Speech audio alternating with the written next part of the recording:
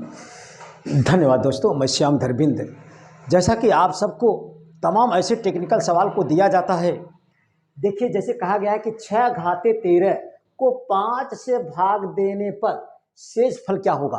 कहने का मतलब यहाँ पर घात कुछ भी हो, चाहे सम हो या विषम हो, चाहे सम हो चाहे विषम हो, चाहे घात चाहे जितना हो, लेकिन यहाँ 6 है, यहाँ 5 है। आपको इसी अंक को ध्यान देना है।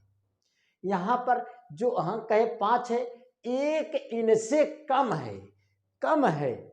यह अगर इस स्थिति में सवाल आए, इस स्थिति में सवाल आए, घात चाहे जो कुछ लिखा हो, निश्चित तौर पर अगर आप भाग देंगे, कहने का मतलब 6 का घाते 13 है, 6 को 13 बार लिखेंगे तो बड़ा समय लगेगा कंपटीशन में। इसीलिए आपका समय बचत के लिए क्या होता है, इस स्थिति में जब 5, हमेशा 5, देखिए 5 6 से कम है, 5 6 से कम है, तब यानी कि घात कुछ भी हो, 5 6 से कम है, तथा कहने का मतलब 5 6 से कम है, यही चीज देखा जाता है। घात कुछ भी हो, निश्चित तौर पर 5 6 से कम है, तब शेष फल क्या होगा, इनका हर एक हाल में एक ही आएगा। देखिए 6 से यहाँ 6 है तो यहाँ 5 है।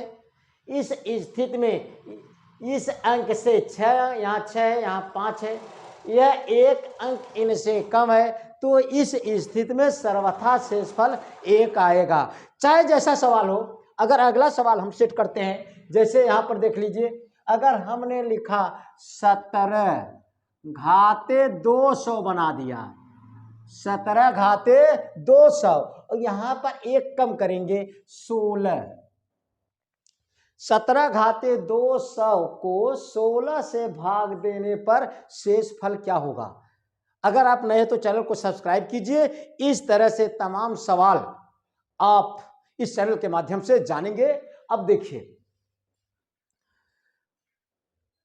अब देखिए सेम टू सेम शेष फल क्या होगा।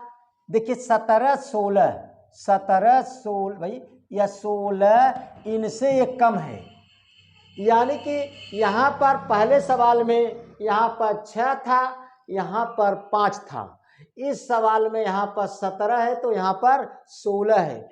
इस घात चाहे जो हो, चाहे सम रहे चाहे विषम रहे, हर एक स्थिति में शेषफल कितना आएगा, 1 ही आएगा। आपको केवल यह ध्यान देना है कि देखिए 16 छोटा है किससे, 17 से, तब शेषफल 1 होगा। कहने का मतलब घात कुछ भी हो, लेकिन आपको यह ध्यान देना है, जिससे आप कहा गया है कि भाग देने के लिए वह अंक इस अंक से 1 कम रहे, तो हर एक हाल में शेषफल 1 ही आएगा।